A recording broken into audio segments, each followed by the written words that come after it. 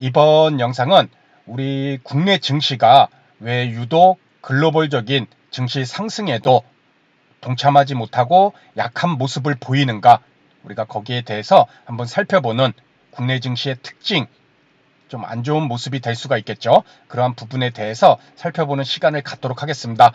자, 바로 기사를 한번 보도록 하겠습니다. 이게 최근에 난 기사인데, 이 한국거래소에 따르면은 이 코스피, 코스닥 합산 발행 주식수가, 그렇죠? 발행 주식수가 10년 전이죠. 2014년에 571억 주에서 2014년 9월 초에는 1183억 주로 2배가량 늘었다. 여기서 코스피가 354억 주에서 627억 주로, 그렇죠. 그리고 코스닥은 217억 주에서 556억 주로 각각 증가했는데, 이 기간 동안 코스피 코스닥 합산 시가총액은 1366조에서 2570조 원으로 2배 늘었죠. 하지만은 이 합산 시총 증가에 비해 개별 기업의 주가는 최근 수년째 제자리 걸음을 했다. 다시 얘기해서 코스피 코스닥 2014년 종가에서 최근까지 30% 정도 오르는, 사실상 박스권에 갇힌 코스피에 머무르는 그러한 모습을 보였다라는 것입니다. 우리 국내 증시에서 주식 수가 2배 정도 늘고 시가총액도 2배 정도 이렇게 늘었다라는 것이죠. 결국에는 주식 수가 늘어서 시가총액이 커졌다라는 그러한 모습을 보여주고 있습니다. 그렇다 보니 실제 주가가 오른 것은 30%밖에 안 된다는 것이죠. 그렇죠? 자, 우리가 여기서 한번 좀 이 내용을 다시 한번 보게 되면은, 이 글로벌 증시 대비 우리 시장의 부진 원인, 그 중에 이 발행 주식수 증가가 첫손에 꼽히고 있습니다. 우리가 주가가 순이익이 늘더라도, 기업의 순이익이 늘더라도 발행 주식수가 더 큰 폭으로 증가하면은 이 EPS, 주당 순이익 감소로 주가는 하락 영향을 받게 된다는 것이죠. 특히 이 복수 상장 증가에 따른 국내 발행 주식수 증가가 이 코리아 디스카운트의 핵심 원인 중에 하나로 지목이 되고 있습니다. 주식수가 막 늘어난다는 것이죠. 그렇죠? 그래서 우리가 알고 있는 시가총액, 시총은 주식수의 현재 주가를 곱해서 구하고 있죠. 그래서 삼성전자 시가총액이 뭐 몇백조다 이랬을 때는 주식수, 현재 주식수의 현재 주가를 곱하면은 그 전체 시가총액이 나오는 것이죠. 그렇죠? 주가가 오르지 않더라도 주식수가 늘면은 시가총액은 증가를 한다. 만원짜리, 그렇죠? 주식수가 뭐 1000주였는데 만원짜리 주식수가 2000주가 되면 당연히 시가총액은 2배로 늘어나겠죠. 주가는 만원 그대로인데, 그렇죠? 이래서 우리 증시는 자사주 소각으로 주식수가 줄기는커녕 이 모자회사 동시 복수 상장으로 주식수만 잔뜩 늘어났다는 것입니다.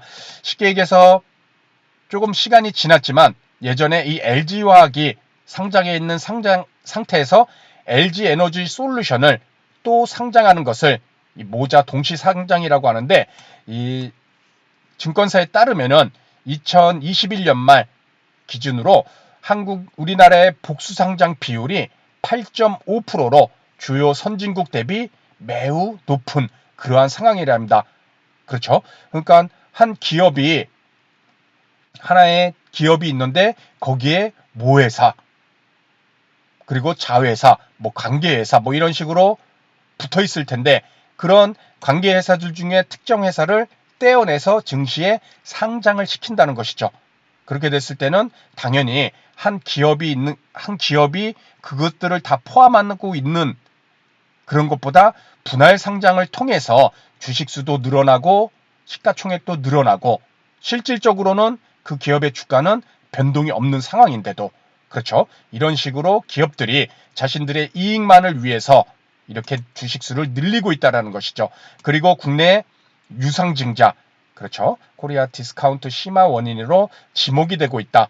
이 금융투자업계에서는 발행 주식수가 늘었다는 건 한국 증시 정세가 이 유상증자를 밥 먹듯이 했다는 것과 다르지 않다는 것이죠.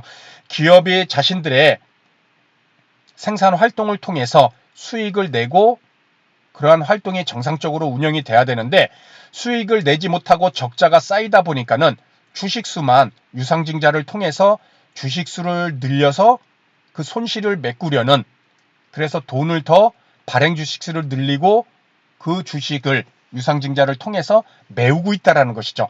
그러면 주식수가 자연히 늘어날 수밖에 없다라는 것입니다. 그렇죠. 자, 그러면은 이제 미국을 한번 보도록 하겠습니다. 미국은 한국과 반대다. 매그니피센트 M7으로 불리는 빅테크 기업 주식수는 꾸준히 감소세다. 우리나라는 10년 동안 2배 정도가 늘었는데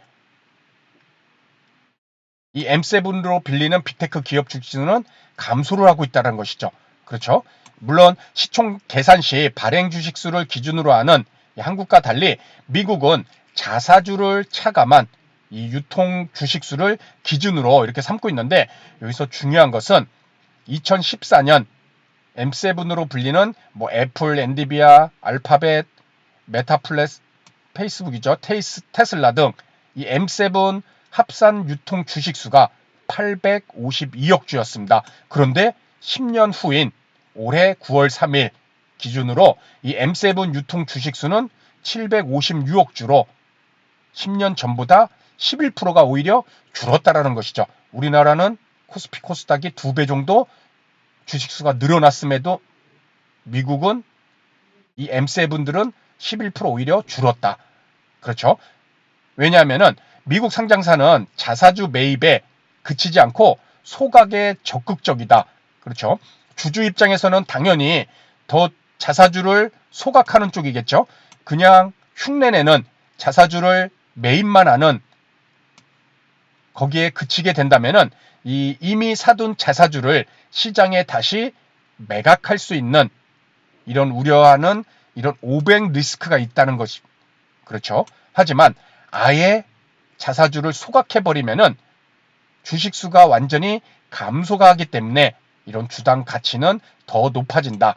그래서 덕분에 미국 증시는 우상향을 궤적을 그렸다. S&P 500, 나스닥 100, 미국 주요 지수가 10년 동안 각각 169%, 348% 이렇게 올랐다라는 것이죠. 그렇죠. 우리는 몇 프로였죠? 30%. 코스피는 30%, 코스닥은 한 40% 정도, 40% 후반 정도 올랐을 것입니다. 10년 정도에. 근데 코스피는 30%. 다만 뉴욕 증시, 매그니피센트는 이런 식으로 좀 상승폭이 169, 348 큰 폭으로 오른 모습을 보일 수가 있습니다. 물론 주식수로만 이렇게 판단을 다 할 수는 없겠죠. 그렇죠? 다만 국내 증시가 이렇게 주식수를 계속 늘려가면서 기업 입장에서는 자신들의 이익만 이렇게 하고 있을 때 뉴욕 증시는 자신들의 주식수를 유통 주식수를 오히려 감소시키는, 그렇죠. 자사주 매입해서 자사주를 소각하는, 그래서 기업의 가치를 더 높이는, 밸류에이션도 당연히 주식수가 줄어드니까는 더 좋아질 수밖에 없겠죠. 이러면서 주주와 함께 성장하는 모습을 보였는데 국내 증시는 오히려 주식수가 크게 늘리는 이런 복수 상장도 하고, 그렇죠? 유상증자도 빈번하게 일어나고 그럼으로써 주식수만 잔뜩 늘어나는 그러한 모습을 나타내고 있다는 것입니다. 자, 국내 증시가 전 세계에서 상승폭이 상당히 작고 그러한 것들은 우리 개인 투자자들이 매매하기 어려운 환경을 분명히 만들고 있습니다. 장기 투자가 우리 우스갯소리로 워런 버핏이 우리나라에 와서 장기 투자해도 그만큼 수익을 낼 수 있을까? 이런 얘기도 많이 하잖아요. 그렇죠? 그만큼 현재 국내 기업은 주주와 함께 더 세부적으로 보면 개인 투자자라는 이런 소액 개인 투자자라는 다수의 이런 주주들과 함께 성장하기보다는 눈에 보이는 것은 자신들의 이익을 위해서만 초점을 두고 이러한 모습으로 시장에서 운영이 되고 있는 그러한 상황을 우리가 볼 수밖에 없습니다. 자, 일단 오늘 내용을 왜 말씀을 드렸냐면은 최소한 우리가 국내 투자를 하고 있다면은 국내 증시가 왜 글로벌 증시 대비 이렇게 부진할 수밖에 없는가? 그러한 원인 중에 하나인 이 발행 주식수 증가에 대해서도 우리가 한편으론 머릿속에 갖고 있어야 되지 않을까 이러한 생각을 해봅니다. 왜 우리 증시만 안 오를까? 안 오를까? 그렇죠. 막연하게 생각하기보다는 이런 구조적인 문제 이런 것들이 있다라는 점을 우리가 생각을 하고 국내 증시를 바라봐 주면은 조금 더 주식 투자를 하는데 이해도가 높지 않을까 이런 생각을 해봅니다. 그래서 오늘 내용은 여기서 마치도록 하고요. 다음 시간에 더 좋은 내용으로 인사를 드리도록 하겠습니다. 감사합니다.